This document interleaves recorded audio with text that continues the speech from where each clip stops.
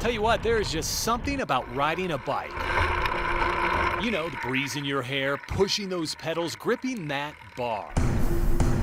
How about that certain kind of feeling you get Just get that big sinking feeling in your stomach. when it's no longer chained up It feels a little violating. in the place you last left it? I thought I went crazy just trying to find my bike, but Nope, not crazy, just stolen. It's a scenario that recently played out with Kai. It happened twice to Patrick and Adam. The bike was just hanging from these studs up here. Well, he's had 3 of them swiped in a matter of weeks. Someone knows this neighborhood very well and has been poking around. And that's what scares me. It seems like they're becoming more brazen as the days go by. Their stories are maddening, but hardly unique, as Salt Lake is home to thousands of others just like them.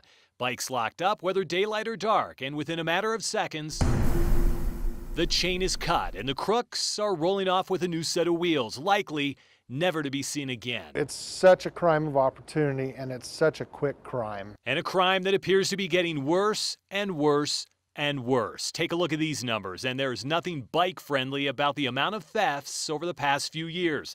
Up 77% since 2011. If we can find out where these bikes are being stolen from and then where they're ending up, maybe we can bust a ring of people.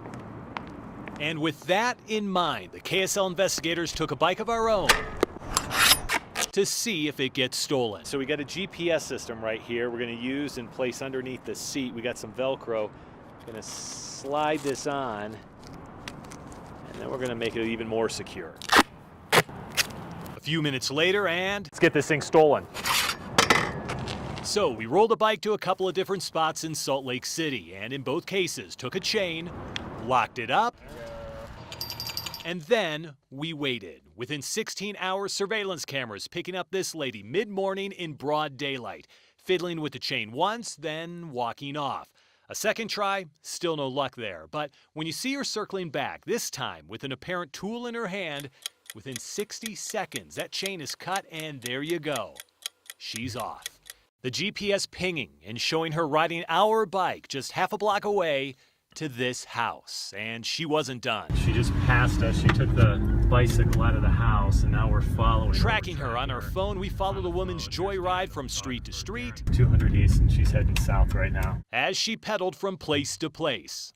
Yeah, that's our bike. Within a few hours, the ride finally comes to an end back at the house. And it's at this very spot Mike Hedrick with KSL TV. we eventually catch up with her. Well, it appears you may have something Oh, that yeah. belongs to me. Oh, yeah, okay. I don't want to be on TV. Okay. Well, no, listen. No. Did you steal my bike? Yeah, I found it. You found I it? went to go return it over there. Whoa. But you clipped the cables, right? No. No?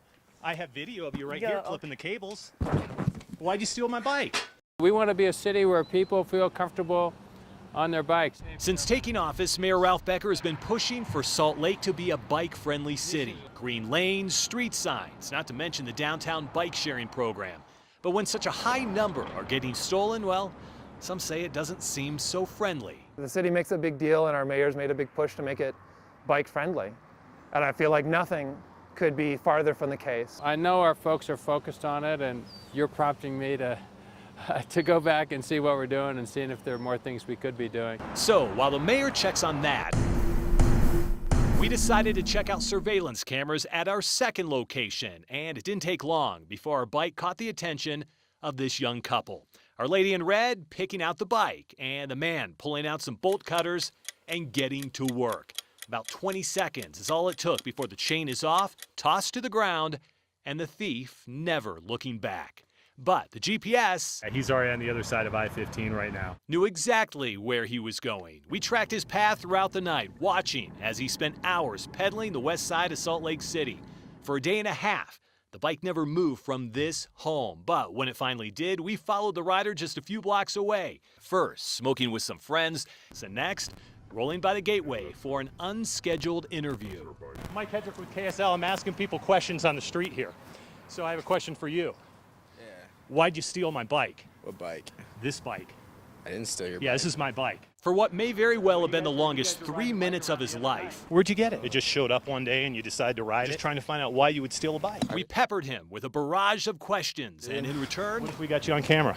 You don't got nothing on camera because I didn't do shit. Now leave me alone, man. he gave us some extremely vague answers. If someone else stole it, where'd you get it? I don't know where I got it from. I don't know. You don't know? You just randomly get bikes? Yeah, from people. People just give you bikes for what? Just give them to me. Like, hey man, here's a bike. Mhm. Really? When we started this story, the hope was to find out where all these stolen bikes were going. Pawned off, chopped and sold, maybe even a large-scale bike ring. Well, we didn't find that. What we did witness was a series of crimes of opportunity, Why'd you steal my bike? Why'd you steal my bike? ultimately turning this bike-friendly city Why? I'm a dumbass. That's why you stole my bike? I didn't steal your bike already, fool, like I said. just a little bit angry.